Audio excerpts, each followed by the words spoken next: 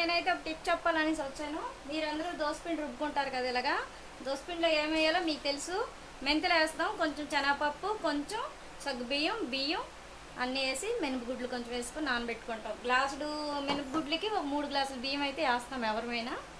దాంట్లో అయితే ఇవన్నీ వేయడం అయితే అందరికీ సాధ్యంగా తెలుసు. కొంతమంది రైస్ కూడా అంటే అన్నం మిగిలిపోద్ది కదా, అది కూడా వేసి అది దోసపిండి రుబ్బుతారు. అది కూడా అందరికీ తెలుసు. కొంతమంది అటుకులు వేసి కూడా రుబ్బుతారు దోసపిండి, అది కూడా అందరికీ తెలుసు.